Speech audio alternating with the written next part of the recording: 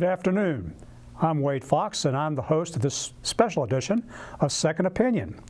Today we have a guest that's running for re-election. It's Mr. Dennis Galvin from Westford, Massachusetts. Hi, Dennis. How are you doing? Wade, how are you doing? Welcome back. Thank you, sir. Dennis is a Republican state committeeman, which is an election that's going to come up in 2024, and he's here to answer some questions about what the committee does and what he sees as its purpose going forward. Sure. Now, Dennis, you've been on the committee at least twice. Can you tell us about the state committee and what it does, and why do you want to continue on that committee? I'll do the best I can, Wade. So, first of all, the election is on March 5th at the presidential primary, and I'll be on the Republican ballot. So what is the state committee?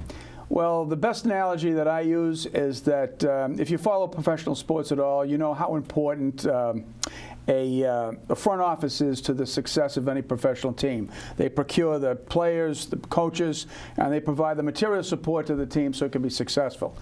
Well, the Republican State Committee, or any state committee, is in essence the front office of that particular party in the state. So in Massachusetts, the Republican State Committee is the front office of the Massachusetts Republican Party. It procures tries to solicit the candidates, gets the campaign managers, and provides financial support to the candidates so that they can hopefully be successful in their elections. So, Dennis, you've been there. What's your experience been like there, given the dynamics of politics here in Massachusetts?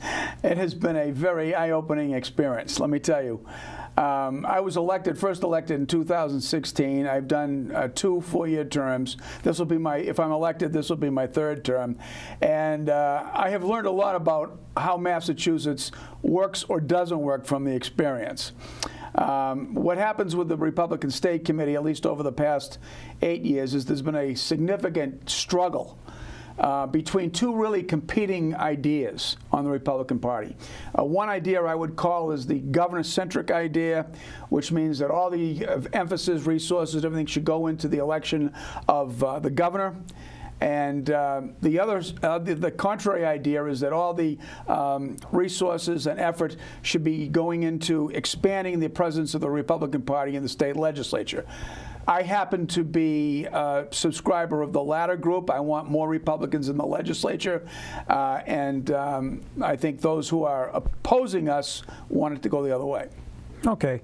Dennis, I understand since the last time we talked, there's been some redistricting. Yes. So I assume that you have had to change a little bit. Yes. Can you tell us about how the redistricts occurred and what the difference is? Yes. Well, according to the Constitution, every 10 years there has to be a census taken, and once the census is taken, then it's up to the individual state legislators to reapportion their districts so that they better reflect the demographic changes that have occurred in their district, in their state. So the first Middlesex district, which I was in previous to the redistricting, has been changed, and both Westford and Groton have been removed from the first Middlesex, and they are now a part of the new Worcester Middlesex district, which encompasses all the towns from Westford, Groton, Shirley, Lancaster, Lunenburg, Townsend, all the way out, Clinton, all the way out to Fitchburg, Leominster, and Ashby. So those are how things have changed, and we're learning to work our way. We're looking to move our way around a new, different area. So over the last 4 years, what would you say the biggest accomplishments have been of the state committee, and juxtapose that against what you think the agenda should be going forward, given what you just said about the more centric on the legislative part of the effort? Well, to be quite frank with you, Wade, I think the last 4 years, and the reason why I want to go back, the last 4 years, what I would be considered inconclusive. None of the things that we thought were important were able to be accomplished because we had a lot of internal fighting. One of the things that we wanted to do was we wanted to reduce the power of the executive committee and give the actual membership in the committee more authority, particularly over budgets and things like that. We wanted to reapportion and change some resources away from certain accounts into others. But unfortunately, what happened is we got mired down, first of all, right off the bat, with a very internal, I guess you could call it an internal scandal. I was appointed to a internal audit committee that basically exposed over $1 million worth of misspent funds and effort to abscond with our donor base from the previous administration, and ultimately this all wound up going into a referral to the federal to the U.S. Attorney's Office. That sparked retaliation, which led to a series of conflicts where, in one case, the treasurer tried to sequester the funds for the party. There was a lot of personal and very bitter infighting, and as a result, I think what happened is there was a sort of basically we came out as a tie. I think we're trying to go back.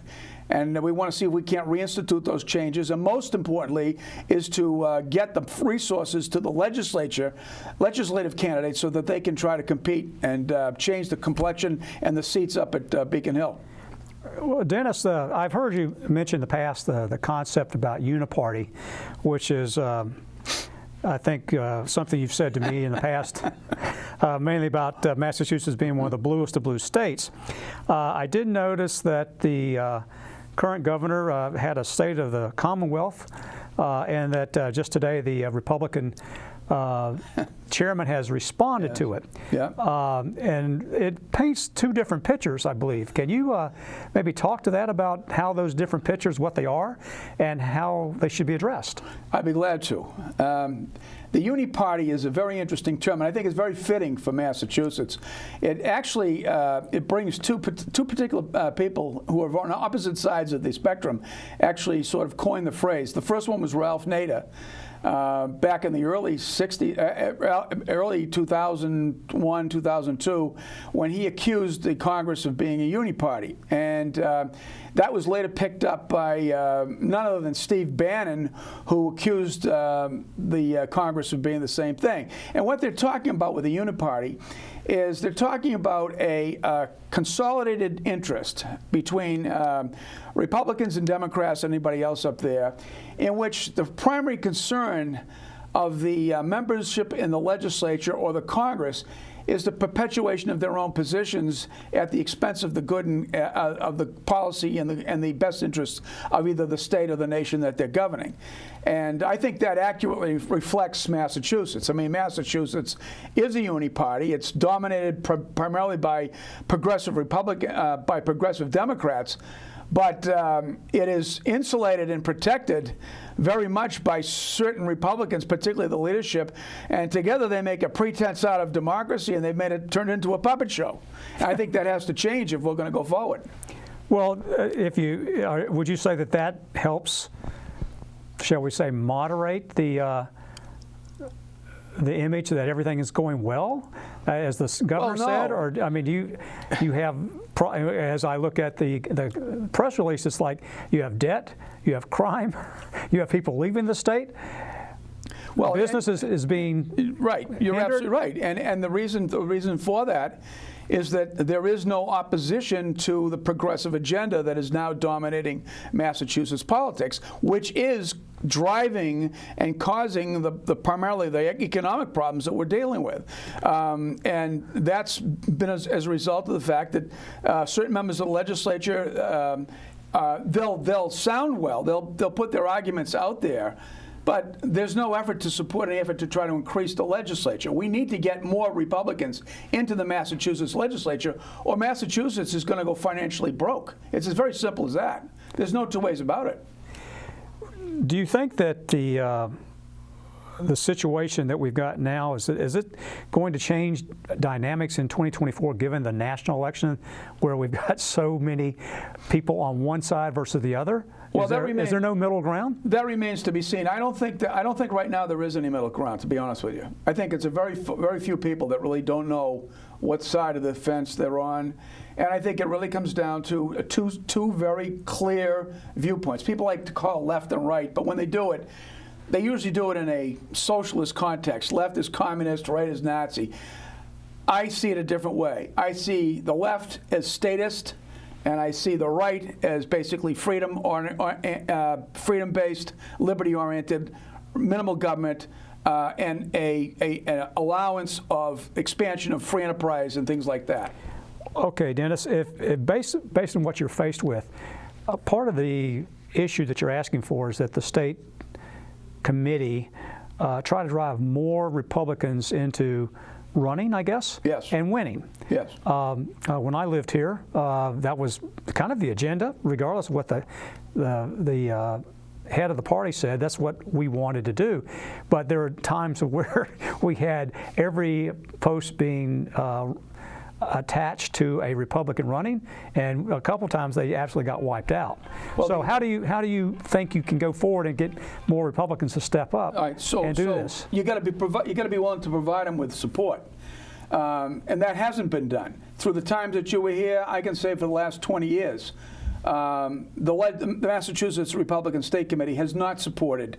Probably the last time there was any active support for the legislative races was back in 2004, and that was very limited at that point. I think Governor Romney put a push on trying to get more members into the legislature, but the support that was given was very minimal, and it was not very coordinated. Up until that time, there's almost, I would call, resistance to trying to provide support to legislative races.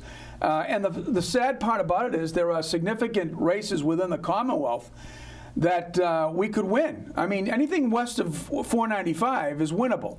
There are a lot of seats where they go uncontested. And for example, if you compare what the results were in the Trump election in 2020 to what the Democrats, in many cases, the Trump vote outdoes the Democratic incumbents. So, but the problem is nobody wanted to step forward. Somebody has to actively go out there, proactively try to identify some candidates, get behind them, provide them with the support, and really give them the resources they want. And the current administration in the state party does not want to do that, does not want to make a commitment to that. So as part of your plan, if elected, is to try to reverse that? Yes, absolutely. Okay. Just a good case in point. The previous chairman decided to move the party out of Boston. It was on, I forget, Merrimack Street, and they moved it to Woburn, and that made it a little bit more accessible. The rents were cheaper. This particular committee, by a 2 or 3 vote margin, decided to move it back to Boston, back into Merrimack Street, where the rents are going to be 3 times as high. Parking is going to be, they're going to pay for parking, which is, and that money that could be spent for that move could be going to support these legislative races across the state. That was a very bad decision in my judgment. So what I hear you saying is that the 2024 election, not only at the presidential level, but even at the state level, is very important for the Republican Party. Absolutely, Wade. This election in 2024 is perhaps one of the most important elections in my experience, in my lifetime here. And the most important thing is that it's very rare to have a state committee race have that kind of a profile. But the Republican state committee race among the Republican Party is developing that kind of a profile because it's a real contest for between those two schools of thought, for the governor or for the legislature. And we're going to have to wait and see how that plays out. Okay. Again, your district has shifted west, correct? Do you find it much different to campaigning out there? Versus, you and I am familiar with Westford, where we have neighborhoods. Is it like that as you move west? Well, it is kind of interesting. One of the noticeable differences is the length of travel. Okay, so in First Middlesex, which was centered in Lowell and basically the suburban towns, it was relatively easy to get from one place. I think the furthest trip to the west was Pepperell. That wasn't bad at all. I mean, that was about it. Now you've got trips out to Ashby, to Fitchburg, to Leominster. Ashby perhaps the most furthest out, and even to Clinton. And that's a time commitment to get there. Okay, so when is the election? Just so I can make sure people March 5th, March 5th, Super Tuesday. Yeah. And so it's not just the state, it's a state election time. There's a state election, there's the state committee race. So obviously the top of the ballot is the presidential race, right? And that's the big one. But if you look at the ballot and you go a step down, you'll see this race for Republican State Committee. My name will be on it. I'm asking you to give me your vote for that if you want to see the party go in the direction that I just described. So we've got about another 5 or 6 weeks. If people would like to help you, is there a website or a yes. contact or something like that? Yes, please. First of all, if you want to make any donations, you can make them to CTE Dennis Galvin at P.O. Box 743 here in Westford, Massachusetts, 01886. Please feel free to contact me at 978-846-2635. And also, you can Google me. If you go Google Dennis Galvin Republican, you're going to find a lot of material, all good. And the other thing is I invite you to friend me, Dennis Galvin, Facebook, and would like to get in contact with you and be more than happy to provide you with more information about the situations that I've described here in this broadcast. Okay, Dennis, thank you so much. I think everyone should pay attention to something like this. I know it doesn't seem like a critical thing here in the state, but it's a lot more important than you think. Devil's in the details. Devil's in the details. And I just want to close and remind you that, as I've always said, if you're ever confused, always get a second opinion. Thank you for watching.